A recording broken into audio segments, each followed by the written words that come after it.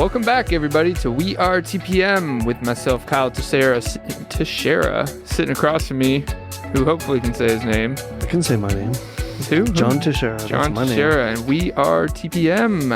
If you have any, this week we are going to be talking about the time value of money. And if you have any questions about that, anything else, or just want to talk to us on a good old day, give us a call, 817-818-9039. Shoot us an email at showmethemoney@wearetpm.com. I have a question about it. Yeah? Yep. What is it? Time value of money is a concept of money that you have now is more valuable than money later. And really, that's because of earning potential. And this is mainly when you're considering investments, which we talk a lot about. But in investing in financial literacy decisions, time value of money is important. And it's a very simple concept that is very complex in its application, if that makes sense. A very simple concept. Well, it's a simple description that's very complex. of money now is more valuable than money later. Okay. Sounds simple, right? Yep. Now apply that to things, and it gets a lot more complicated. So, and that's what we're going to get into. I've heard this discussion quite a bit. I think I've always heard it as a kind of a philosophical discussion, not a financial one, right? Like people like to philosophically put out there, would you rather have $10 a day, or do you want me to give you $1,000 every month? You know what I mean? That kind of philosophical discussion, like, what makes you feel better? How good are you with your finances to be able to turn that into wealth, that type of thing. Yeah. And those questions generally involve some attribute of time value of money. But at the end of the day, a lot of the different, like, especially in real estate, you'll hear these gurus that all seem to have different ways of presenting how to win in real estate, right? Mm-hmm. And some of them harness the time value of money extremely.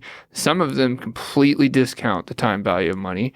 And I think that's probably the biggest disconnect or difference between a lot of these different, call them gurus, like what Dave Ramsey tells you to do versus what one of these other guys tell you to do, is significantly different.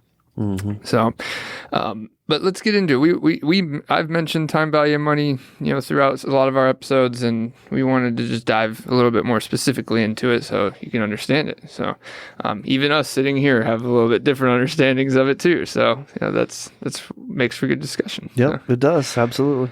So let's just start with the simple example: money now versus money later. The further breakdown of that is that money now has greater earning potential than money later. And keep that very simple. Say I had $100 now, and I put it in a savings account, earning 8% or 3% interest, whatever.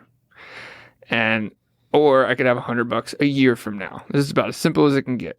Both $100.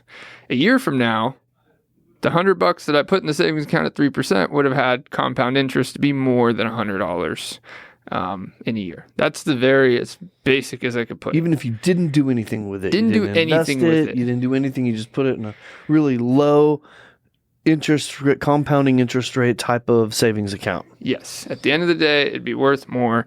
And then we could get into inflation and make this a lot more complicated, but just keep it very simple. It's just your simple example of why money over time is better than... It's about earning potential. So, okay. And where this applies, extremely is when you're making your investment decisions. So one thing that I've had, seems to have a lot of controversy, and I've had a lot of controversial conversations about, is paying off your house. Now, there's a whole bunch of people and investors that have made good money and all that stand by, you have to pay off your house, pay off all your houses, whatever. Usually there should be a reasoning behind that investment decision. I'm of the mindset that, why would you do that? Why would you pump as much money as you can into paying off your house?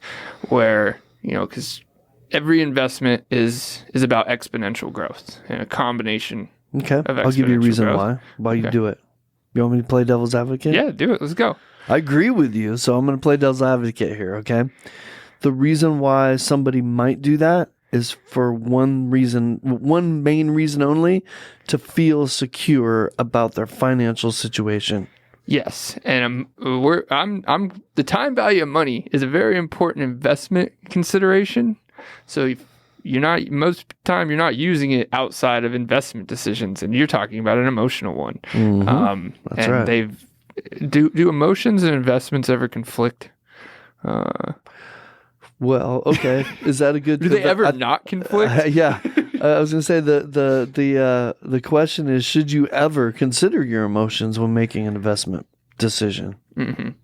I think the answer would be sometimes, but that's a really small percentage of the time that you would allow that to happen. Okay, and let's keep trying to keep this very simple. So say we're paying down my house. Say I have my mortgage payment. Ignore that. I want to overpay that to pay down my house faster. Mm-hmm. Okay, so I'm going to throw an extra $1,000 a month at my house, right? You got a big house, don't you? Till it gets paid down. You're going to pay it down quick. Yeah. Or you got a big house. Which is it? You got Even a big house? Or $1,000, extra $1,000 is only an extra $12,000 a year. I mean, okay, it'll get there a lot for some people. It'll get there a lot faster. But hear me out. $1,000 of earning potential is going into an already active investment. So you're not necessarily, when you pay more towards it, you're not necessarily, only earning benefit you get is less interest over time. And it's not as nearly as big as if you were to put this into, if that was seed money into other investments. That's why the money now conversation is about earning potential. So if I put $1,000 a month into first a interest earning portfolio until it had enough money to be a down payment on another house. Now you got two houses generating cash flow back to you, and appreciation from equity and appreciation from inflation. Two growing trees of wealth. Two growing trees of wealth. And then you compound that essentially. You keep doing that extra $1,000 a month. After 10 years, I said 12,000, that's 12,000 a year, right? You could that first or second year you could probably buy one or two houses a year. But once you start getting the cash flow from the first one you bought and the second one you bought, now your $1,000 a month is $2,000 or $3,000 or whatever, $1,500 or $2,000, and now you're getting them even quicker and quicker. And that's the way that building your empire stuff we've talked about really works. But it involves a time value of money. So when you ignore that and you just throw it, into the house. You could throw $12,000 a year extra into the house and pay it off 15 years sooner. Well, now say it's paid off. Now you just got that house sitting there.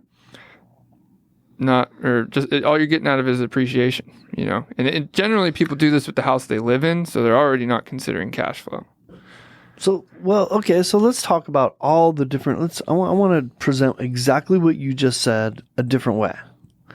I could take that $1,000 a month and I could do something else with it that makes me far more money over time than the savings from the interest that I'm saving. So if I'm saving 3.65 compounded, annually, or 4.5 or even 6%, whatever my interest rate is what I'm saving by paying that extra money down. Right? Mm-hmm. I'm not paying interest on that money any longer because I paid it down.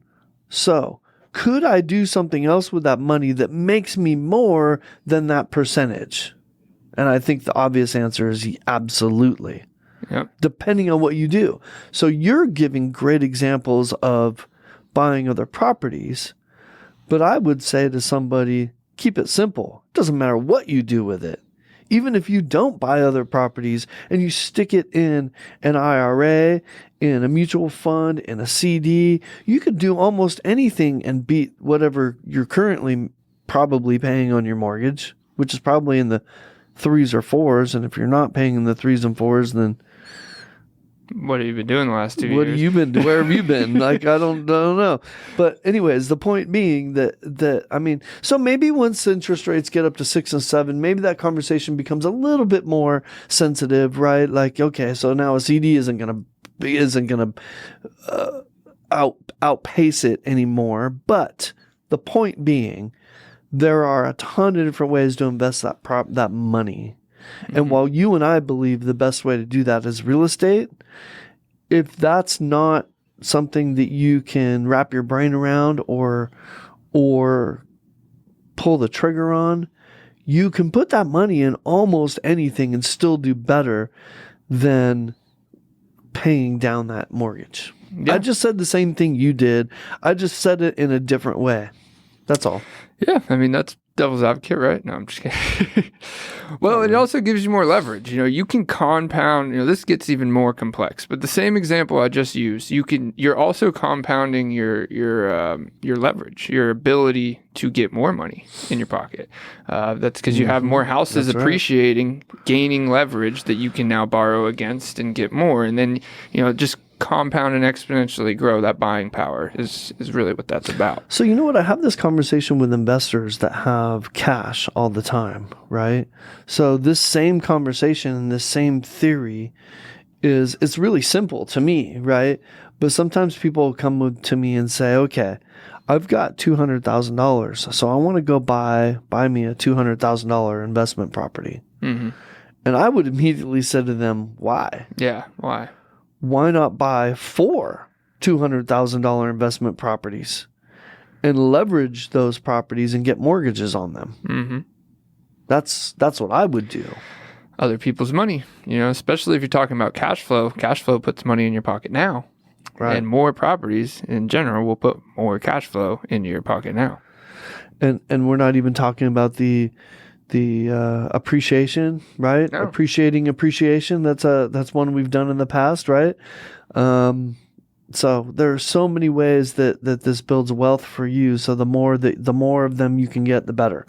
But back to your point, I'm gonna let you take it back to what you were getting at. Time value. Go. You said I was going deep. So, I'm trying not to get away from our topic. Yeah. I mean, even if you pay I'm trying to keep this back to being simple. So let's continue with the example of instead of paying down more towards your house, you bought another one, right? Mm-hmm. To cash flow, rent out, and all that stuff. Even if you stopped there, think about it this way. You're paying down your house. A lot of people say, I'm paying down my house because I don't want to pay my mortgage anymore. Or one day I want to be mortgage free, right? And then I ask them, have you ever looked at your mortgage statement? Say you're paying $1,400 a month, and then you look at it and you're like, oh, well, $400 of this is taxes. That's not going away. If you find a way to do that, we'll have a different conversation. But your taxes aren't going away; they're going up. Your insurance isn't going away; it's going up over time, right? So about a third, in most cases more than a third, halfway to a little bit more, is things that aren't going to go away when you pay down that house. You put all this extra money, $1,000 extra a month over 10, 15 years to pay down this house, and now your monthly cost on it has gone from $1,400 to $600, $700, $800. It doesn't feel like a win. It's not going to feel like a win. It might, even if you would have at the beginning of that bought one other house that is now cash flowing $600 to $800 a month, and that cash flow alone off just one other house now covers that cost, and you have 2 houses appreciating without actually. This is only over 10 years. We should be talking about 15, 20 or whatever, but that is the reality of it. Is time value of money is talked about as something that you use in consideration in investment and financial decisions. You should be making that same, you shouldn't be deciding to pay off your house without knowing why you're doing it and what that means. I think most people, Kyle, specifically paying off your house, since that's what we're talking about, I think a lot of people do that because that's what their parents taught them they needed to do. Our previous generations were really averse to risk. Coming out of a depression era and world wars and things that were pretty big, right? Well, and there's very big macro factors to that, and I don't want to bore everybody, but interest rates at one point, like with their parents and stuff, were in the teens. I mean, we were talking about 19% on a mortgage, but also home values were a lot more comparable to wages. A you could make $50,000 a year and your house was only $70,000-$80,000. It came somewhere close to your annual income. It doesn't come anywhere close these days to most people's annual income, and interest rates are lower. So you want to get into even bigger factors. The national debt we now have means that we'll never get back into the teens for mortgage rates because of things I'm not going to get into, but Thank you. Yeah, there's government protection there with all this debt that would make it so they'll never get that high again. So your parents, I should say, were trying to avoid, or they're trying to get out of that high interest as quickly as possible in a realistic manner to being able to pay off $60,000 to $70,000. That's what I'm getting at, and you're describing all the reasons why. And I guess what all I'm saying is the symptoms of those times and the economic factors that came to play at that time. The symptom was the mindset that came out of that was, I need to pay this house down as fast as possible so that when I pass away, my wife doesn't have to worry about it. When we retire, we don't have to worry about it, so that when the kids end up with it, they don't have to worry about it. Those are the things. We don't think about things in those terms anymore. We just don't. Well, it's all complicated. It's became a lot more complicated ever since then. And markets do that intentionally, right? If everybody understood fully how all the markets work, then they'd work a lot differently. But jumping back to what you said, a lot of investors like to sit on a lot of cash. Like, let's just talk about, say you're $200,000 sitting in a checking account, not doing anything, right?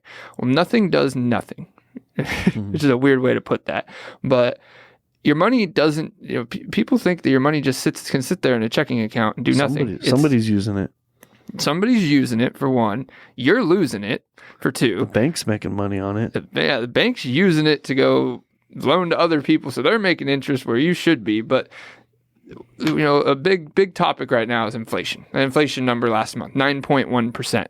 Investors sitting on cash should be looking at, that's how much they lost since last year. That 200,000 lost 9.1% of its buying power, when it could have made 8%, for example, if it was invested properly. And just throwing an average number out there at 8%.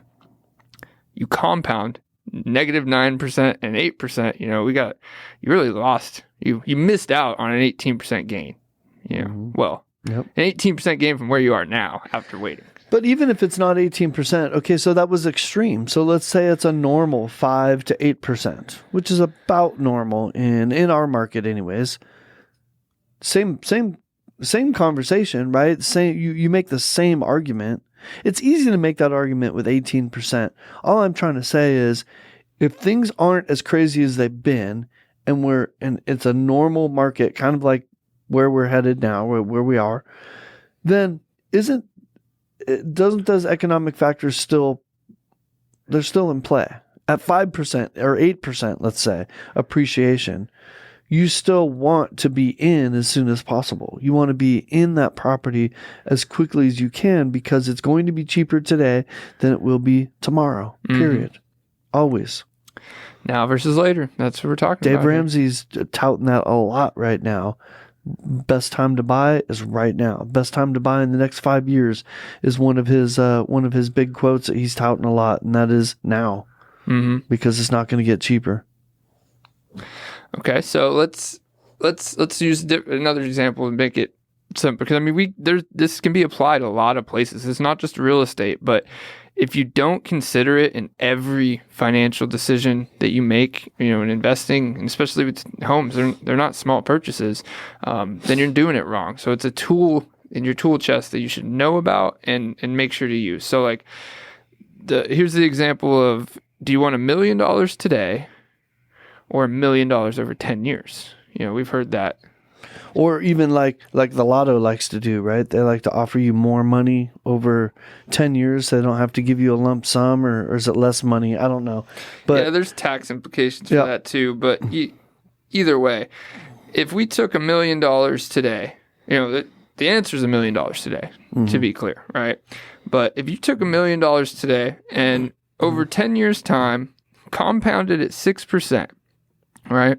You could easily invest $1 million to get you at least a 6% gain annually. You should be getting more than that when we talk about real estate and everything, but let's be very conservative and say 6% over 10 years. That's $1.8 million is what that will be after 10 years. If you would have taken the million over 10 years, you wouldn't just not have had $1 million to spend. You would have had 100,000 and a lot less. Every year you would have got 100,000. And less opportunities. Because you don't have anything to leverage, right? Like if I take that $1 million, I can now go buy a business or a house or do something that will make me more money. If I'm taking $1,000 a month over 10 years, I don't know what that number is, I can't do as much with that $1,000 a month. No, you can't. And, the I word, inflation over 10 years, at the end of that 10 years, the $1 million you could have had 10 years ago is worth significantly less now. Yep. Instead of being worth significantly more. Especially if it's being invested in an appreciating asset. Appreciating asset. What are appreciating assets, Kyle? What's a good example of an appreciating asset? Tangible assets, commodities, real estate, Real estate. Real estate is the one. But, you ask, it's been the conversation lately is ask all the billionaires and all the rich people, what do you do in an inflationary environment? You own assets. It's a very simple answer for them is you need to own things. You need to own assets, tangible things that go up in value. Because, can your home go to zero? No, you can't. No, because even if you let it deteriorate, you still have the land. They don't make more of that. Even if the dollar goes to zero, your house is going to be worth something. People are going to be, we're going into bartering territory here. People need to live somewhere. In the apocalypse, your house is worth something. Give me a scenario that this property and land would be worth something to somebody. Hopefully you, but. I feel you. So if somebody asked you tomorrow, would you rather have $100 today or $150 in a year? What would you say? $100 today. Do we need to explain Give it to me? No, you just did. Now, $1 million.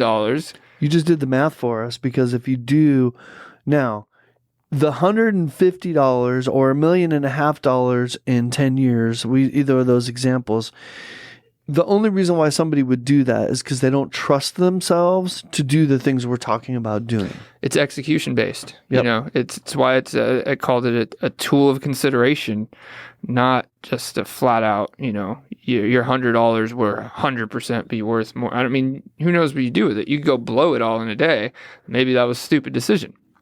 Well, the reality is there's a very small percentage of the people that have generational wealth on the planet. And the reason why that is not because everyone can't do it, because everybody on the planet, so most people that have the opportunity on the planet can do that, right?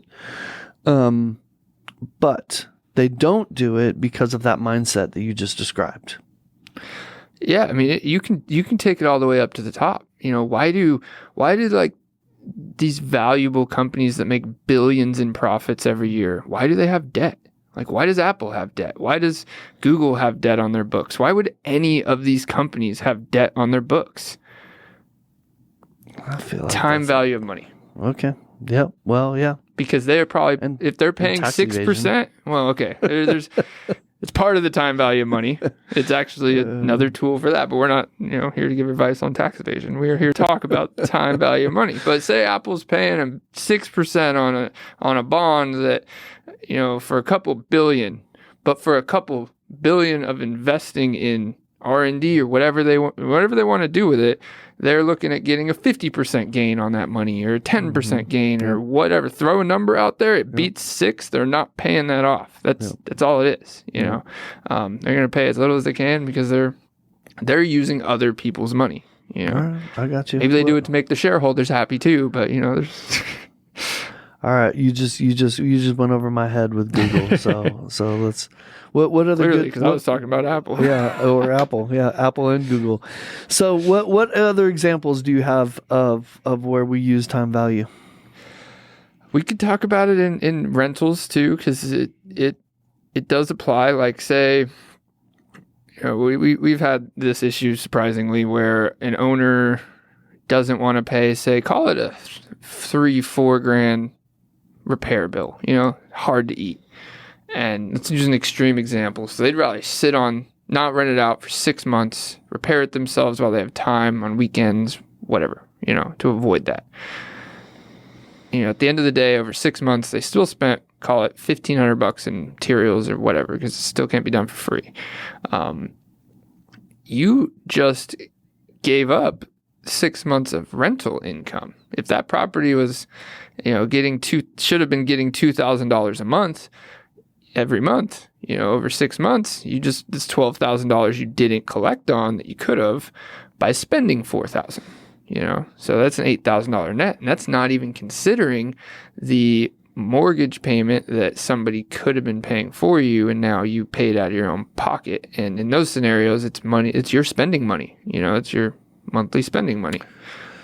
So this is a conversation that I'm extremely familiar with, that I have with my owners all the time, and it's usually people that are used to doing things themselves, right? Mm-hmm. I was a do-it-yourselfer myself, and I get it. I completely understand that mentality. But the do-it-yourself is, okay, it comes down to this simple. You're a contractor. I can paint that wall. It'll cost me a $25 gallon of paint and some brushes that I might have at home and rollers and some time. Right? And some tape. Doesn't seem like a lot. But that contractor, I come to you as a contractor and I say, hey, what are you going to paint this wall for me for? And you tell me $1,000. Or maybe that's a little ridiculous. Maybe it's $700. And I'm thinking, well, it's going to cost me my time and less than $100 in materials to do that. Why would I pay you $700? Right? Mm-hmm. This is what it comes down to. And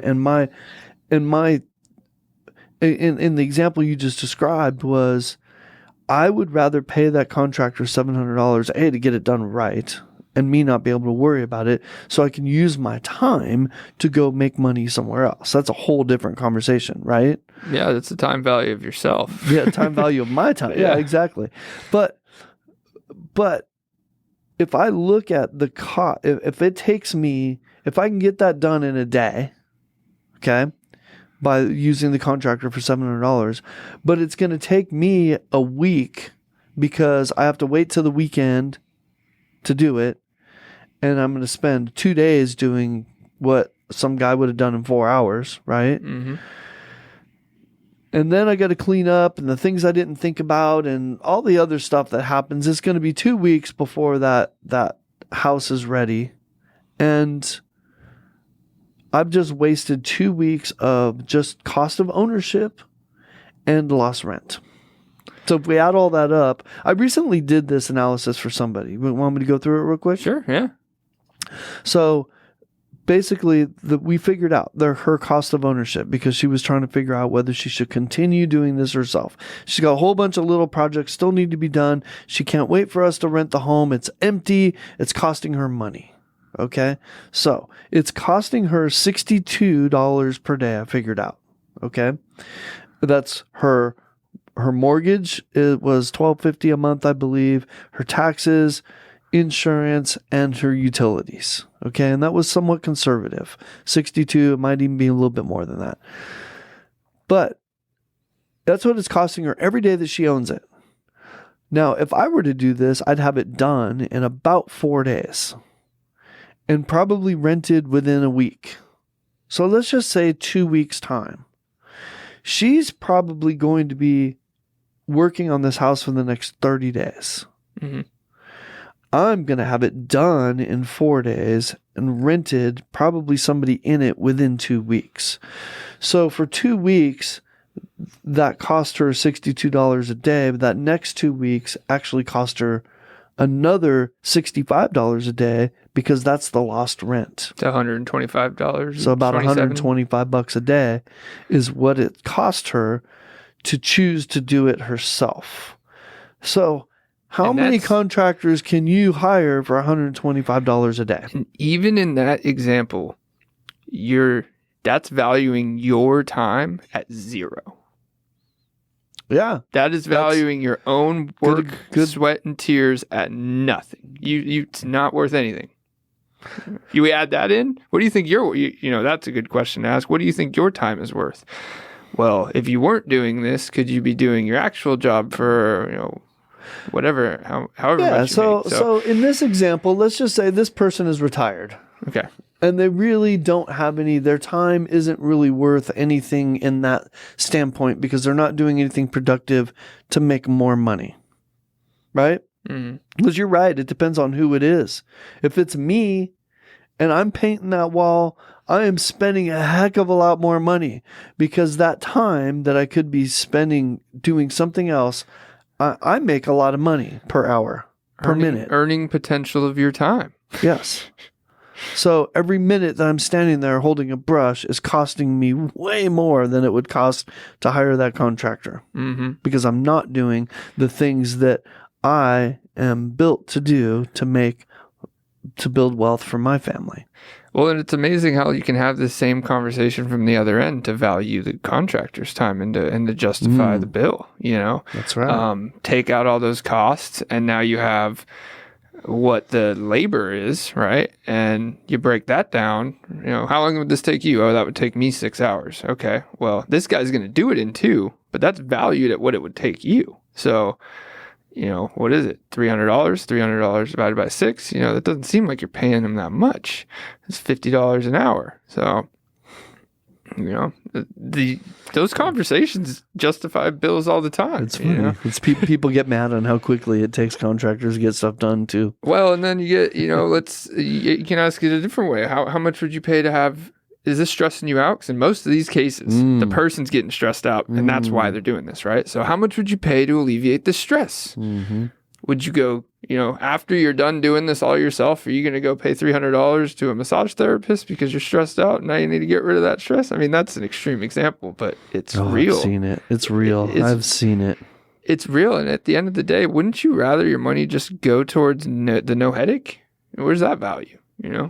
That's why they hire property managers. That's why you hire a real estate agent. That's why you hire an accountant, your CPA. Nobody wants to do taxes. So it's just how you value it. So time value of time could be a whole nother thing, but the time value of money now is better than money later, right? Did we kill that one enough? Yes, sir. I think we did. I think we got it. So we're giving John $1 million today. Or $1 million. I'm taking it. I'm taking $1 million today, and I'm going to buy a whole bunch of what stuff. What about $1.5 million in 10 years? I mean, let me try to bribe you. I'll give you $1.5 million in 10 years. Nope, I want the $1 million now. You want the $1 million now? Because let's take this. I borrowed $1 million from you, and I'm offering to either give you $1.5 million 10 years from now, or $1 million next month.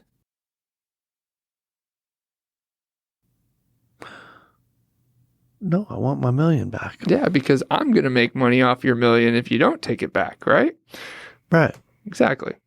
Money now. But I was thinking what stopped me was, that's you wanted interest. That's basically what banks do, right? That's basically how banks work. That's how they make their money. Well, yeah, they use the money that you give them now that you'll take back later. But truthfully, they just use other people's money. That's why they can do that and justify that, because it's not really their money they're using. They're using the money that investor we talked about that has $200,000 sitting in the bank. They're using their money and lending it to somebody else and making a bunch of money off of it. It's not even theirs. Yeah, they're using your life insurance plans, your pension funds, and all that stuff. But we won't get into any of that, right? So, all right, let's wrap this up. My brain hurts. And guess where the life insurance money is invested in? Real estate. So, all right. We killed that one. Time value of money now is better than money later. I'll fight you on it, but it's true. All right. Well, if you guys have any questions or want to talk about the time value of money or want to start, exercising that earning potential, give us a call, 817-818-9039. Shoot us an email at showmethemoney@wearetpm.com, and we are out. Later.